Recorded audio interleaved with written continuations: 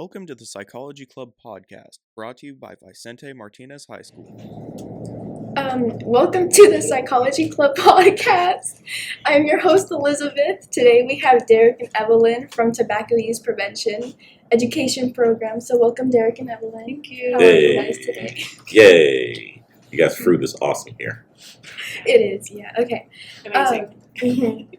So thank you for being here. Our first question is, what are the dangers of vaping and using other nicotine products? Good question.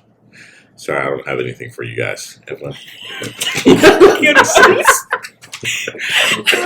Do this all day. I'll go first if you want to chime in. Dangers. Vaping it's not like tobacco, like traditional tobacco, because tobacco burns. Vaping just heats up to a high degree, so people think it's safer.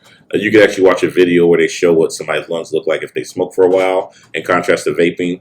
The smoke lung has like black and looks like you're like, ugh. Vaping and sometimes look clear, but the thing that you don't see is the chemicals that stick to the lungs. So instead of it being vaping, it's actually aerosol, and tiny particles get stuck to your lungs. So imagine bug spray, deodorant, inhaling that. Like the chemicals would go in the lungs, they would stick, and they wouldn't come out when you exhale. And one of the worst ones are nanoparticles of metal come off the coil, which is the atomizer. It gets into the aerosol. So that's one of the bad things. And it can cause rapid lung damage over a short amount of time. Wow. Yeah. And then I'd like to add one of the dangers of vaping is the nicotine. So vaping does have a highly addictive chemical in it, which is nicotine. And I know that sometimes there's a conception that people think that they might not be addicted to vaping if they start, but it's just a chemical process that happens in the brain when it is used. I know that there can be a dependency once someone starts vaping nicotine, and the brain can start craving it. And as Derrick said, there's other chemicals that can get to the brain and other products and nano products like that. Nicotine sucks. I looked in the camera when I said that too. How do tobacco, vape, and nicotine manufacturers skirt laws and market tickets? Oh, they're jerks. I've been doing this for a while. They be on some other stuff. Like every time like there's a law, they find like a little gap in it. So like it started, well not started, I found out like in, I think it was 2008, 2009, Obama signed what's called the Tobacco Family Care Act, which banned all flavors of cigarettes. We like, yes, let's go, stop targeting kids. But there was a little caveat. So they banned all flavors of cigarettes except for menthol. Because the tobacco company's like, oh, menthol is not a flavor, it's an ingredient. So because of that, they kept it in, which is sad because menthol is actually the worst one. It has a minty flavor, but it also anesthetizes your throat to where it doesn't burn. So they kept that in. The flip side was, they was like, well, they said we can't have flavored cigarettes, so let's do flavors in other products. So if you ever seen like the blunt wraps, those started getting flavors after 2009 because cigarettes no longer have flavors. So after blunt wraps and little cigars, then it rolled into vaping. So even though they know it's not allowed in some area, they'll try and find that little hole to kind of get into the next area because they know flavors are critical for young people. When I'm talking to young people or when I'm going throughout the county, young people aren't vaping like tobacco flavored or regular. It's all something that's fruity, that tastes good, sounds good. So flavors are critical. They always find there's little loopholes to get in young people because 90% of smokers started before the age of 18. So, you know, middle school and high school is where the introduction happens. And even though it's illegal to target you all, they know in order to keep making money, they have to get you to be addicted. So that's how they savages. I'm going to punch them in the face. Yeah. Why do so many middle schoolers start vaping? Oh, you want to jump on that one? You got family that's in middle school. Me? Yeah. I looked over, I was like, anybody over here? Actually, why do so many middle schoolers start vaping? I think kind of like how Derrick said, it's marketed towards young people, and that's something that we like to touch on, that we understand that it can be easy to fall into, their marketing ways with the flavors, the scents, also the stigma around it as well. Middle schoolers are, I would say, young, impressionable. They may be silly. I think also they just might not be aware of the harms of it as well. And it seems harmless by the smell, the look of it. It looks cute. They even have vapes with like little stars on it and little rocket ships. Have you guys seen any of those? Yeah. Right? It like looks appealing. So I think that's definitely a reason why they can start vaping. Another reason I would say is some people use nicotine products and vapes as a way of coping. And middle schoolers may be feeling the pressure in their school, and they might turn to this as a way to cope with things. What do you think? Yeah, middle school times are tough, folks. Yeah. That's when you get to your first heartbreak. We all know. We know how that feels. Yeah. For me, her name was Aisha. Don't you besmirch Aisha. But if I was young, vaping might have been a solution. The name drop. I'm saying. Hey, Aisha, if you're out there, you know what you did in 7th grade. But no, you're watching this, right? But Evelyn's right. Like in that age where you're supposed to like cultivate how to get rid of stress, the lure of vaping sometimes is a quick solution. And so in that, you're like, oh, I need to calm down. I need to not be upset. Vaping comes in, so young people in middle school are impressionable for sure. Yeah. Yeah. And I think we mentioned like one of the factors is like manufacturers, but there's also retailers.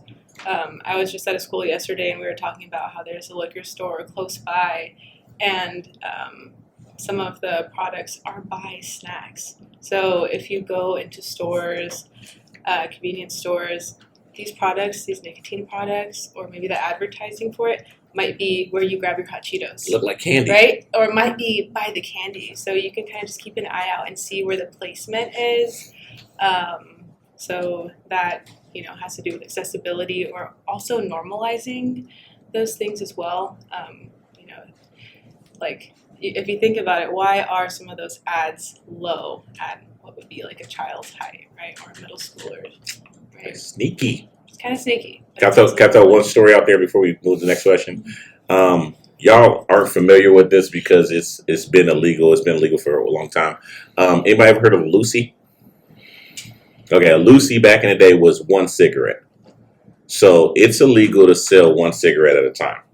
So a store would buy like a case of cigarettes from a tobacco company. Like, hey, we want to buy a case.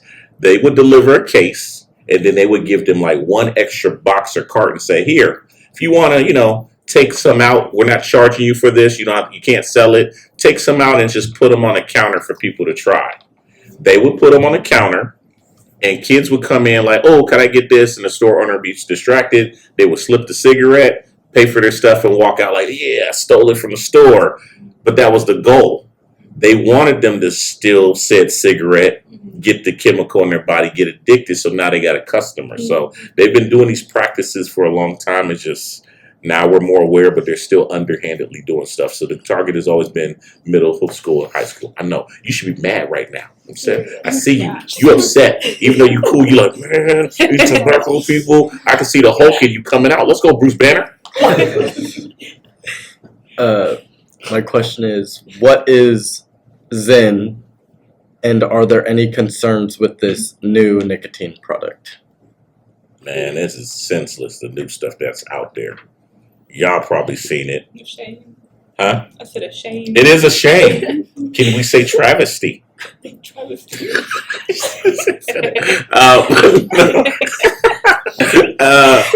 Every time we think there's a closed door on tobacco, they do something new. Like cigarettes, cigars been around for a long time.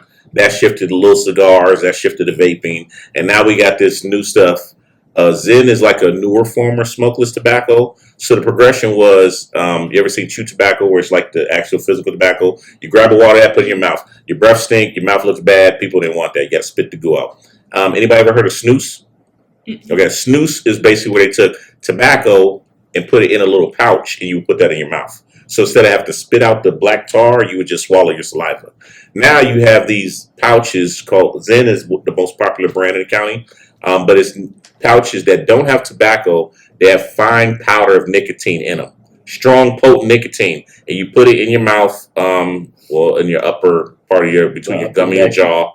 What'd you say? The upper decky. Upper decky? Like, yeah, I got to get that upper decky. Like, really? Like, the wording on this be on some other stuff. Kids be trying to be slick, like, yo, you trying to go to Zimbabwe? You're like, I ain't stupid. Trying to play me. But those things are like, you know what I'm saying? Those are parts of the culture. So they're still introducing nicotine to the next generation. Of course, the Zens have flavors. So you have the flavor plus a punch of nicotine that gets young people that jolt, and now it's introducing the brain, the body into the appetite of nicotine. So we're back at it again, and yes, it's dastardly what the tobacco industry does. And by the way, all the top tobacco companies have some form of like Zen. They have their own company that's chew tobacco in a powdered nicotine form. So that's why it's bad, because I've heard kids are getting nick sick from these.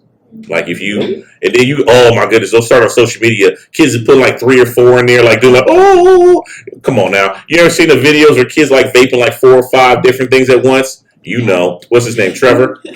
Whatever, I was just guessing. Okay, but anyway, any random person, you can look online and see kids who want to push it to the extreme. So I've seen kids putting multiple of those things in their mouth at the same time, yeah. I think like another concern is how stealthy it is, right? Mm-hmm. So kids are getting away with putting it in their mouth and it being thought of as gum. So adults, teachers, friends might think that Don't even know. the person just has gum in their mouth. So it's pretty stealthy and sneaky. I feel like it'd get really hard for like a younger person to get addicted to Zenso, just because they burn. Like they burn when you try them. I've heard from other people when they've said that too. Yeah, like the first couple times having one, it does not feel like there's no. Well, that's like all tobacco products, right? Anything. True. Like when you get that stuff into matter of fact, any drug, when you first try it, your body rejects it. Like nobody smokes a cigarette like like the first smoke, like you coughing. That's your body's way of saying this is not good for me. Get it out. Yeah. But the longer you do that, you override your body's mechanism. I mean, let's be real. Who out the gate said, "Man, beer is delicious"? The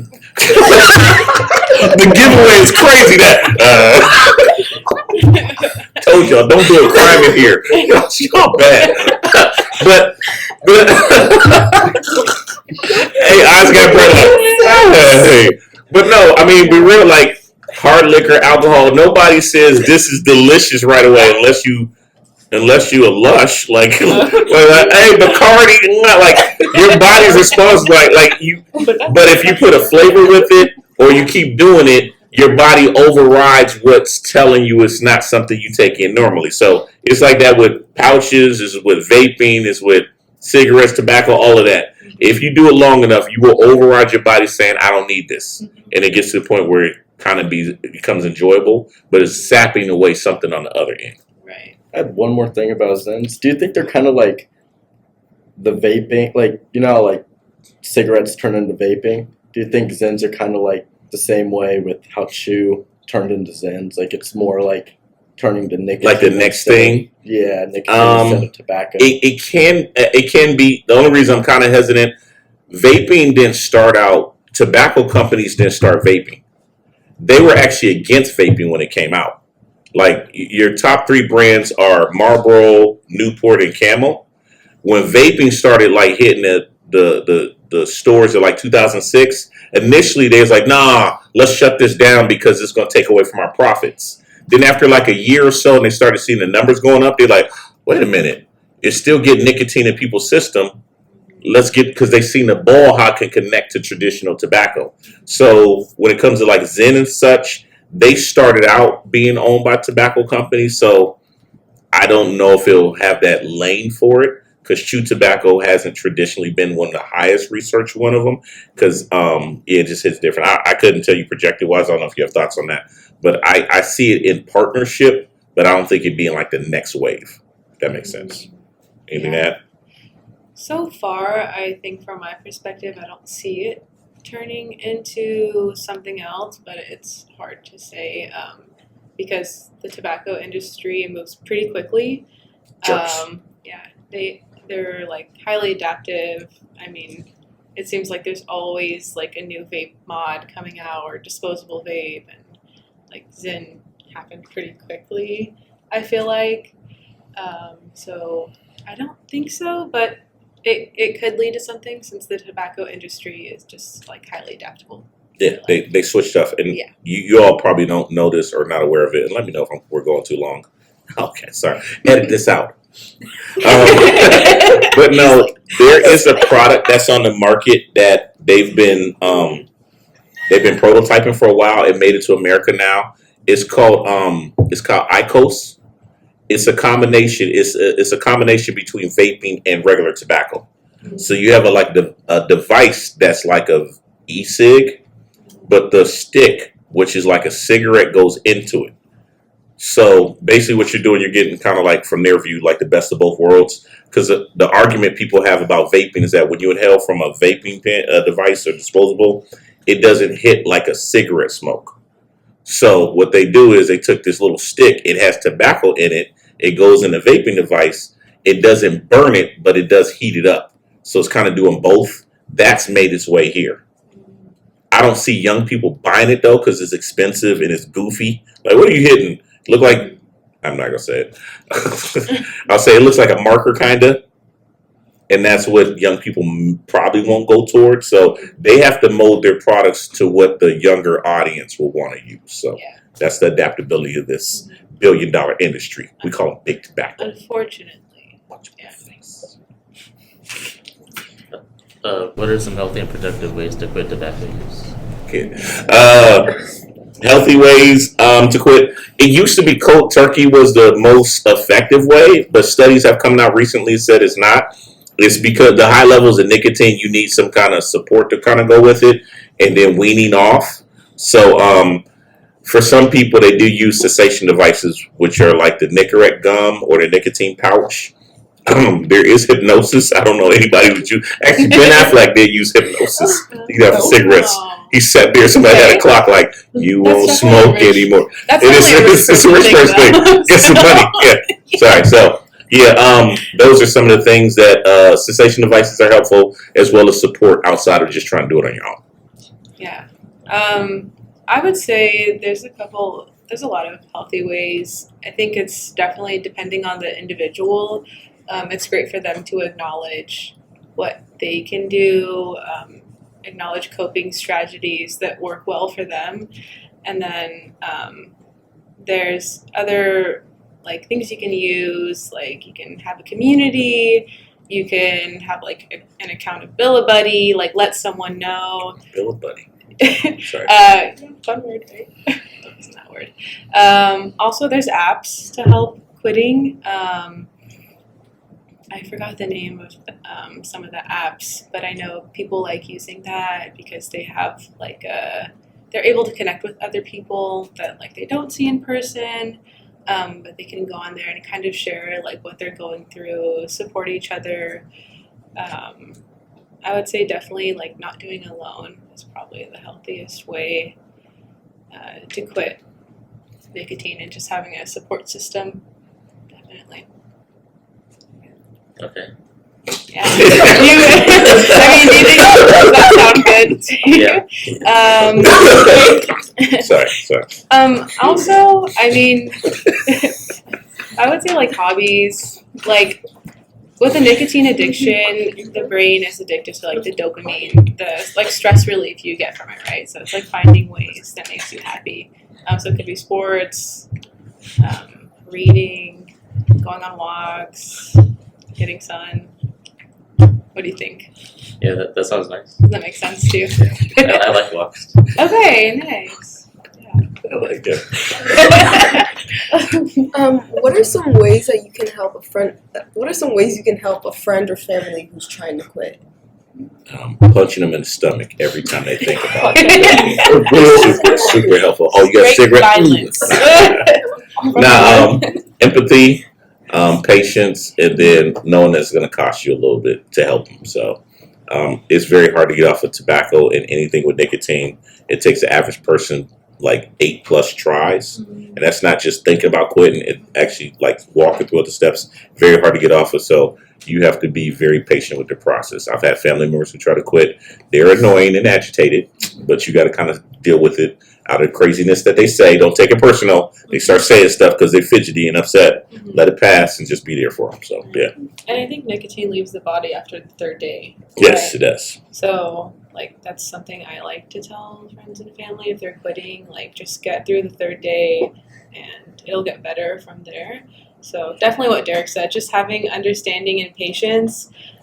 Maybe within those couple days, kind of keep a distance so you don't, like, get hurt by them or, because some people are irritable when they quit. So definitely just having that understanding, getting them a pack of gum, maybe. Actually, I just gave somebody, so we have quit kits at the county, and those are pretty cool. They have. If you need any. Yeah. So if you know somebody who's trying to quit, we can give you a quit kit for them. Yeah. It's got fidget stuff on the inside. I know a special someone. There you go. Yeah. Trevor. Okay. Go back to Trevor Trevor. himself. Trevor now. Trevor. Let us know. We can get you a quit kit to give to them Yeah. because it burns the first time. There's like gum in there, cinnamon. It just there it is! Yay! County office quit kits. Quick plug to the quick kits. So what are some impacts marijuana and tobacco can have on mental health? Oh, we just going right to weed, aren't we? All right, we're gonna make this one short. It's just right there. Saying got a lot of high points. Okay. Over time, people think that both chemicals are like relieving of stress, but they actually causes disruption, and it also causes to be impacted negatively for many. So people say, I have stress anxiety. The stigma is smoking calms you down, but actually it increases your heart rate. So over time, it causes more damage. And then with cannabis, THC, it mimics what your brain does already naturally. Like when you have fun, your brain is releasing dopamine, which is good. But if you take in cannabis, the THC reproduces that to like the 20th degree. So you're getting so much more dopamine, which means that you're reprogramming your brain. And so the issue that you see with young people, kind of going back to the middle schoolers, if they have a stressful or upset moment, they smoke cannabis and it gets them to feel better. But now you're preventing them from learning healthy practices when they get upset. So when they get older and heartbreak happens, job doesn't go through, losing money, instead of dealing with it emotionally, they use cannabis so it plagues their mental health because now you're covering it from doing it on their own. So long term, it causes a lot of damage. I also want to say it smells bad and tastes bad. From everything you've heard. I've never smoked weed in my Yeah, life. I know you haven't. That's why your mustache is so strong. No weed. No weed stash. Because he's not burning the light. He's not burning. See? It all goes together. When it gets Okay. What are some signs that somebody's cannabis use is becoming a problem? Oh, you want to dive in that one? Or I got family. I can talk about this all I day. think Man. Yeah, I can start. I think for cannabis, there's data on it that it takes a while for someone to admit they're addicted to it. But some of the signs might be distancing. Someone might act like out of character, kind of isolating. Dependency as well. Some people can't go to bed without smoking cannabis. Do you want to take over? Cost money, apathy, when they just don't do anything but watch SpongeBob. That's an issue. Come on now. Like, let's be real. Like, they'll sit down and watch the same show over and over. Same And- episode. Same episode. Like, dude, you just laughed at this just good. Oh, it's crazy though. Like, no. So yes, all those that like, and Evelynn hit the nail on the head. Like, it takes people years sometimes to even recognize it's an issue, because we compare cannabis with like other harsh drugs. Like if you're looking at somebody who's doing like meth or shrooms, you might see if it's too heavy, or you might see right away that somebody overdoses. With cannabis, you don't see that. So people are like, oh, it's not an issue, and it's legal, and I can go to work, but you don't realize that you ran over 4 cones with the forklift because you was high. So it's coming to grips with it and having somebody who can have the honest conversation. Yeah. So sometimes it won't be as quick, but there definitely are long-term effects. I think you touched up on it a little bit earlier, but anxiety is one of them. So maybe increased anxiety. Oh, last thing people don't notice: if your family has a pre-existing like history with psychosis, sometimes weed can be that flip of the switch. So people smoke weed and like go crazy and like be, petting raccoons in the park. Yeah, it's not always like the harsh drugs. Sometimes cannabis causes people to go into psychosis. Yeah, it can induce like a mental breakdown. Yeah, without it being laced. Oh, and we also had one more question. Oh, y'all cheating now? We cheating now? What we doing? Yeah, to wrap up the podcast, what's your take on the tobacco and vaping industry riding trend waves and advertising popular media characters to promote their product? They're jerks, as I repeat. So you'll find this if you look up in that settlement that they had in the 90s. It prohibited and it made it illegal for tobacco companies to advertise like they used to.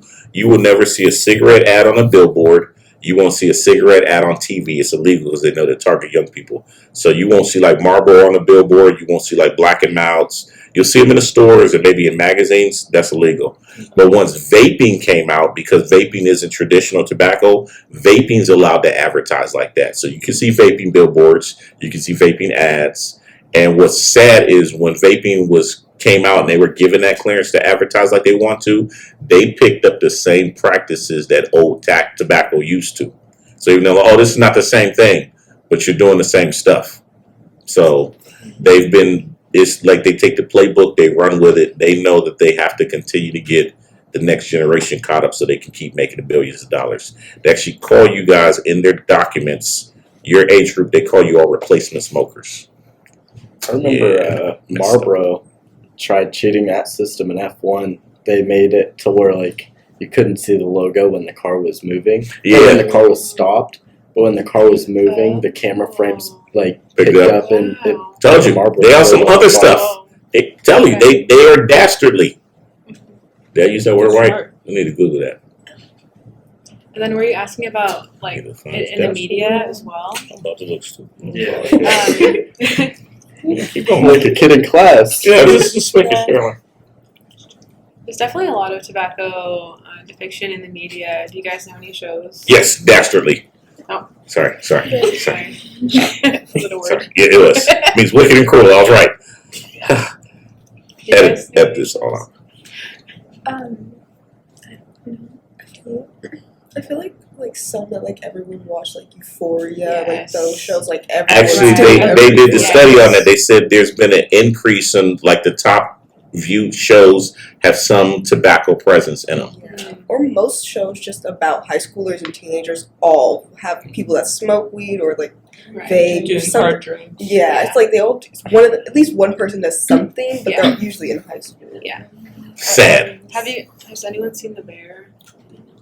The cooking parts. Yeah, Yes. the cooking show. I haven't finished it, It's so good. but my colleagues were talking about it, and there's one of the characters there. He's addicted to tobacco, but apparently he tries to quit. Did you finish it? Did he try? Okay. He's like, no I won't say spoilers. your conclusion. But where I was going with that is that I think that it would be definitely helpful if the media could just include more ways of dealing with addiction and how to quit. And yeah, Euphoria is a big one where it shows a lot of drug usage there. But I think that for celebrities and other influencers, it should definitely be a priority for them to show ways to quit or acknowledge the risks of it and to not glorify the use, because a lot of young impressionable people look up to them. I remember seeing like Doja Cat throwing her vape. I think she was like on stage and she just threw it, and it's like, how many people saw that and thought, oh, I can start vaping because Doja's doing that and she looks happy. Oh, she wasn't quitting. Right? Dang, I was about to say, yay! No, okay, never mind. Yeah. Come on, Doja.